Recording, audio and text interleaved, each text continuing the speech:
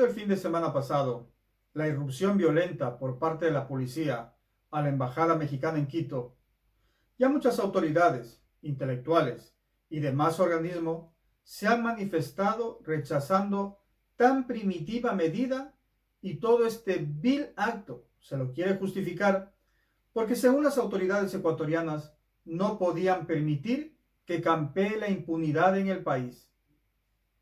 Y portavoces de gobierno, como para suavizar el tema, como para edulcorar este amargo episodio, lo tratan de comparar con lo que pasó en Angostura hace más de 16 años, cuando una brigada del ejército colombiano bombardeó un campamento temporal de las Fuerzas Armadas Revolucionarias de Colombia, FARC, que se encontraba en territorio ecuatoriano, en la zona de Angostura, provincia de Sucumbíos, en la acción militar denominada Plan Fénix. En aquella ocasión, la relación entre Ecuador y Colombia se vio afectada por su frontera conjunta, donde la inseguridad nacional y desconfianza mutua crearon un ambiente de tensión política y diplomática entre ambos estados. Mediante un acuerdo provisional entre Ecuador y Colombia, por unanimidad, la Asamblea de la OEA, Organización de Estados Americanos, resolvió declarar que Colombia violó la soberanía territorial de Ecuador. El gobierno ecuatoriano impuso 5 condiciones para restaurar las relaciones con Colombia. Las más importantes fue el control militar de Colombia en la frontera común y la indemnización por el ataque.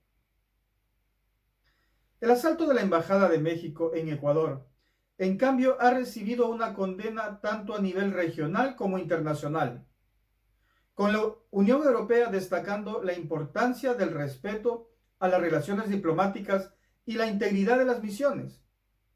Cuando un país invade la embajada de otro en su territorio, se considera violación grave del derecho internacional y de las convenciones diplomáticas. Las sanciones y consecuencias pueden variar dependiendo del contexto político. Las relaciones entre los países involucrados y la respuesta de la comunidad internacional. Algunas de las posibles sanciones y consecuencias podrían incluir de carácter diplomático, legales, económicas, aislamiento diplomático, condena internacional y por último represalias. Y si me permiten, quiero enfatizar y rechazar lo que muchos medios de comunicación, como por ejemplo directamente en el programa Políticamente Correcto de Carlos Rojas en Ecuavisa, cuando no, su último programa lo titula El correísmo desata una nueva crisis diplomática. Falso, falsa y ruin afirmación. Jorge Glass ya tenía el asilo. Y según convenios, el país asilante decide si los juicios son persecución política o no, dependiendo, claro, de los descargos del solicitante. Además, el periodista Rojas señala de otra crisis. ¿De qué hablan? Desde el gobierno de Moreno, luego Lasso y ahora Noboa, difícilmente tendrán discrepancia con los Estados Unidos, porque son serviles y alfombra del país del norte. Esa es la razón para que sus relaciones sean fluidas. Es decir, que Coavisa no confunda a sus televidentes. Hablan de que apoyan la invasión a la embajada porque no se puede, según ellos, permitir la impunidad. Entonces digo yo, ¿cómo le llamamos a Lasso, que está fuera del país transitando libremente después del caso León de Troya? ¿Cómo le llamamos a que aún no esté en Ecuador el señor Luque Lecaro? ¿Por qué Lenín Moreno transita y vive libremente en Paraguay? ¿Cómo le llamamos a que el ex ministro de Economía de Moreno, hablo sí de Richard Martínez, trabaje como vicepresidente de países del Banco Interamericano de Desarrollo desde el año 2020, después que le hiciera tremendo daño al país y a los ecuatorianos, pagando anticipadamente la deuda externa y en plena pandemia? ¿Acaso eso no se llama impunidad y traición a la patria? Bueno, yo para contrapuntear con Arturo te diría, Angostura fue mucho mejor manejado y manejado de manera más oportuna. porque no se llegó a la ruptura de relaciones de la manera en cómo se está planteando que se va a llegar ahora con México. Sería una locura haber hecho eso con Colombia. Lo seguro que te diría es que no es que Angostura no tuvo efectos. Quienes estudiamos seguridad sabemos que luego del ataque de Angostura, eso fue el acontecimiento político que hizo que Ecuador empiece a construir capacidades soberanas de seguridad. Antes eso no existían. Lo tercero que te diría, y con esto voy a concluir, es que yo sí creo que hay algo de comunicación política en la motivación por la cual se decide asaltar la embajada, porque el gobierno venía con conversaciones negativas ya por 4 semanas. Conversación negativa por el escándalo en Madrid del presidente de la borrachera, conversación negativa porque tuvimos el fin de Semana Santa, 137 homicidios, el fin de semana trágico de El Salvador fueron apenas 87 homicidios, acá tuvimos 50 más y no ha pasado nada.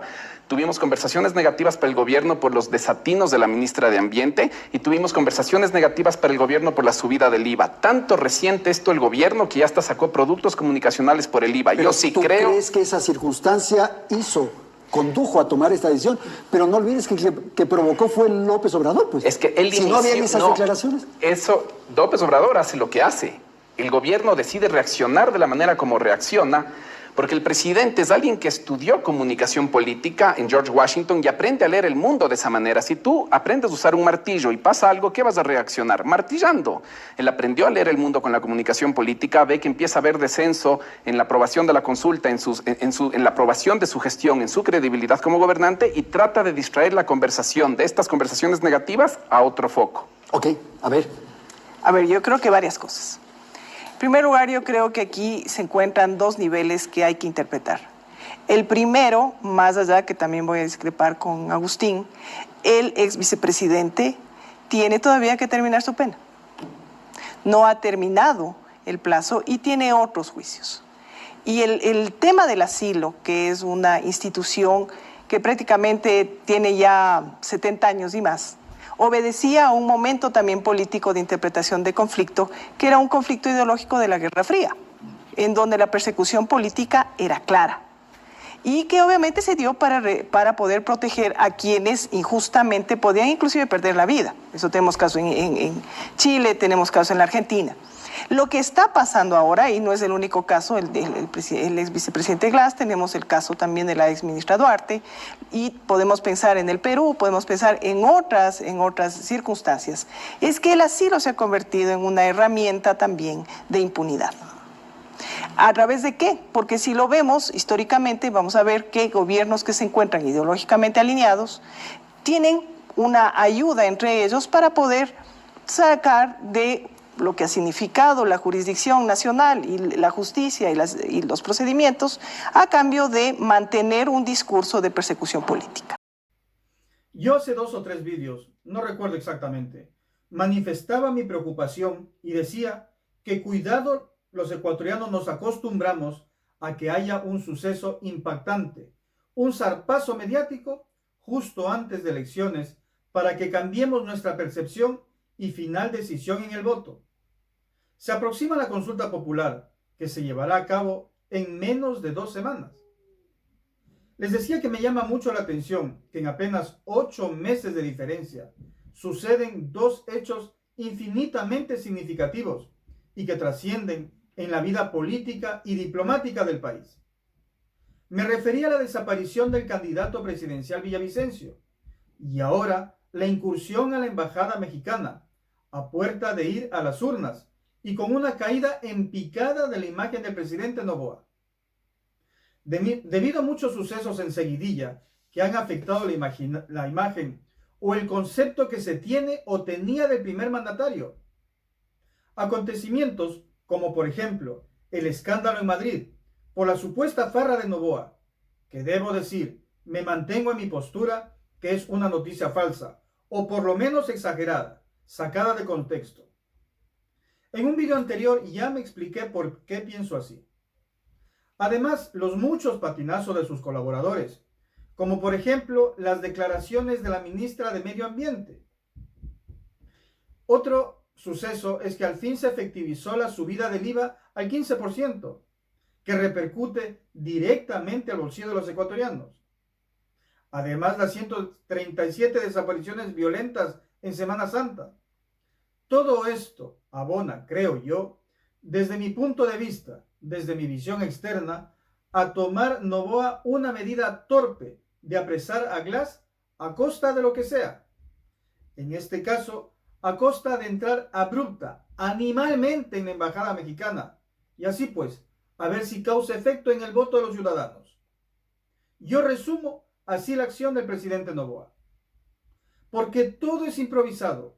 No recuerdan o no respetan lo declarado 2 semanas atrás, solo 2, por la ministra Palencia, la cual enfáticamente decía que se respetará la decisión de México en dar asilo político a Jorge Glass. Es decir, ¿no conversó antes con Noboa? ¿Se contradicen o directamente engañan a los ecuatorianos?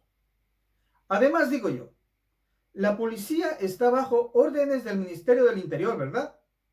Es decir, al mando de doña Mónica.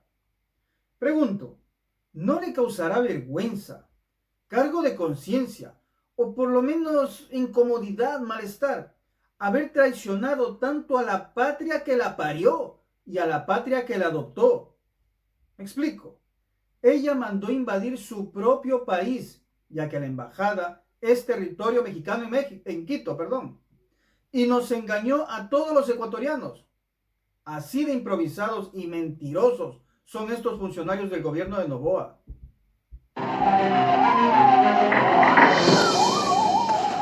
Y sí, la allanaron, por eso existe ahora una ruptura diplomática. No hay relación ya entre México y Ecuador. ¿Qué pasa con los mexicanos que ahora están en aquel país? Pues Relaciones Exteriores dice, tenemos una página y los vamos a atender en redes sociales, pero también vamos a atender a los que están en los países vecinos, por ejemplo, Colombia, Chile y Perú. Esto fue lo que ocurrió en Ecuador. Llego a México con la frente en alto y con la satisfacción del deber cumplido. Así recibieron al cuerpo diplomático de la Embajada Mexicana en Ecuador, tras su llegada a la Terminal 2 del Aeropuerto Internacional de la Ciudad de México. Ni en las peores épocas de las dictaduras, ni el propio dictador Pinochet se atrevió nunca a violar la Embajada de México en Chile, y en este caso realmente es una situación sin precedentes. Nos sentimos francamente ultrajados. El ingreso fue sí con violencia, con una gran violencia. La canciller advirtió que en las próximas horas acudirán a instancias legales. Estamos acudiendo a la Corte Internacional de Justicia, a donde estamos presentando este triste caso, y por supuesto iremos a todos los foros multilaterales, regionales, internacionales que correspondan. La embajadora Raquel Serur encabezó el grupo de 18 diplomáticos, sus familias y mascotas, que volaron aproximadamente 5 horas para volver a casa después de que nuestra nación rompió relaciones con Ecuador. La secretaria recordó que hasta este domingo, 18 países de América Latina, 10 de Europa, Estados Unidos y Canadá, la ONU, la OEA y la Comunidad del Caribe se han solidarizado con los mexicanos tras la violación de Quito a la inmunidad diplomática de nuestro país para detener al expresidente Jorge Glass. Y mientras tanto, seguirán dando apoyo a casi 1.600 connacionales que siguen en Ecuador y sin tomar represalias contra los ecuatorianos de nuestra nación. Roberto Canseco, jefe de Cancillería y Asuntos Políticos, estuvo presente usando un collarín.